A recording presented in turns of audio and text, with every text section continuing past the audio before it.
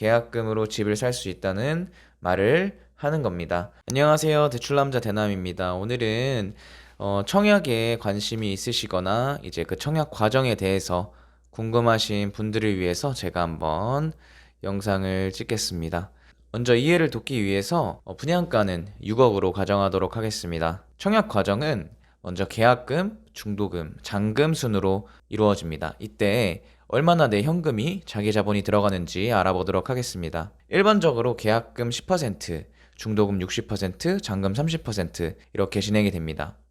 계약금이 20%인 곳도 있고 1, 2회차로 나눠내는 곳도 있습니다. 이건 분양 공고문을 잘 살펴보시면 되고요. 해당 표는 사업주체 홈페이지 또는 모집공고에서 흔히 볼 수 있는 공급금액 표입니다. 첫 번째, 주택형이라고 나와 있는 건 각 주택형 타입이고요. 이 주택은 84A, 84B, 84C, 112A, 112B, 125, 134A, 134B 이런 식으로 이루어져 있습니다. 일단 저기 나와 있는 숫자는 전용 면적으로 표기가 되어 있는 겁니다. 제가 저번에 평형 1초 계산하는 방법 알려드렸죠. 못 보신 분들을 위해서 간단하게 10초 설명 도와드리자면 84면 앞자리에다가 그냥 3을 곱해주시면 되고 1의 자리 숫자가 5 이상이면 반올림해서 반올림한 숫자에 3을 곱해주면 된다고 말씀드렸었는데 이건 다 적용되는 것은 아니고 대략적인 평형 계산이기에 숫자 커질수록 오차 범위는 있다는 점 참고해 주시면 좋겠습니다.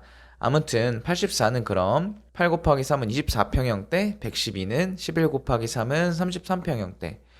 그렇게 공급금액에서 옆에 개 보면 나와 있는데 평형으로 나누게 되면 우리가 흔히 말하는 평당 얼마인지 공급가격을 알 수 있습니다. 그리고 이렇게 층별로 공급가격이 다르다는 것도 알 수 있습니다. 저층일수록 공급가격이 낮네요. 사업 주체에 따라서 구분되는 기준은 달라질 수 있습니다. 층 구분 옆에는 각 타입별 공급 세대수가 나와 있습니다. 제일 중요한 건 저기 개라고 나와 있는 걸 확인하시면 됩니다. 이 개는 대지비와 건축비의 총 합계입니다.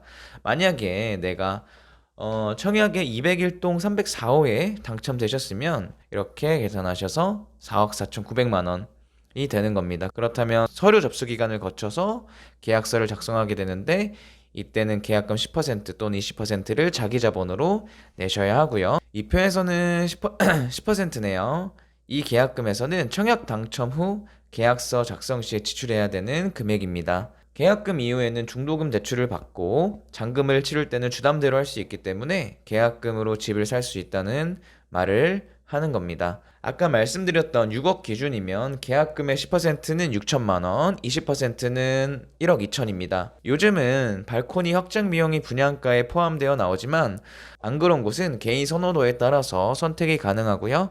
유상 옵션을 추가로 선택한 경우에는 계약금이 추가로 발생할 수 있습니다. 그래서 꼼꼼히 체크해야겠죠. 그리고 이제 중도금, 계약금을 내셨으면 중도금을 내야 합니다.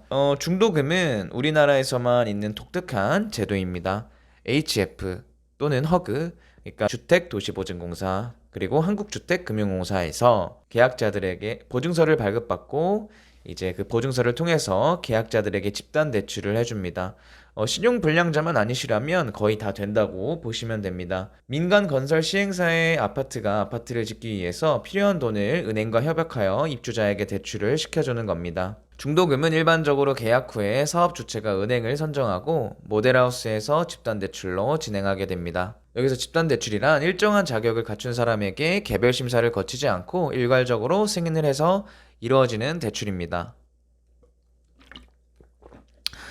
중도금 대출 은행은 계약자가 직접 알아보지 않아도 됩니다. 일반적으로 중도금 대출은 6회차로 나누어지게 되는데요. 중도금은 무이자일 수도 있고 유이자일 수도 있고 또는 이자 후불제가 될 수도 있습니다. 당연히 유이자보다는 무이자가 좋겠죠. 이렇게 계약금 10%, 중도금 60% 했으면 얼마가 남았을까요? 네, 30%가 남았습니다. 그러면 이 잔금은 언제 납부하는 게 좋을까요? 잔금은 정해진 입주 지정 기간 내에 내가 이사할 수 있는 기간을 정해서 그 날 전까지 잔금을 납부하시면 됩니다. 잔금이 30%이지만 내가 받은 중도금까지 상환하셔야 하는데 이때는 주담대를 통해서 상환이 가능합니다.